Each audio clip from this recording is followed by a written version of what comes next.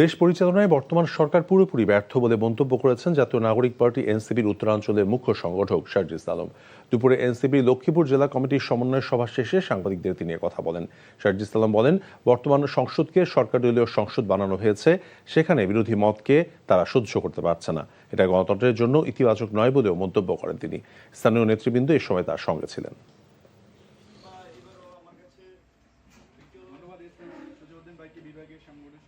প্রত্যেকটা জায়গায় জ্বালানি থেকে শুরু করে বিদ্যুৎ দেখেন, গ্যাস দেখেন, মানুষ ঠিক মতো গ্যাস পায় না, বিদ্যুৎ থাকে না। এবং আমরা দেখছি যে বিভিন্ন জায়গায় মানুষ যারা কাজ করতো কলকারখানায়, তাদেরকে কিন্তু আস্তে আস্তে কর্মী ছাঁটাই করা হচ্ছে। তো এই যে বিএনপি সরকার ধীরে ধীরে এই যে ব্যর্থতার দিকে যাচ্ছে, তারা তো এটা বিশ্বাস করতে চায় না, স্বীকারও করতে চায় না।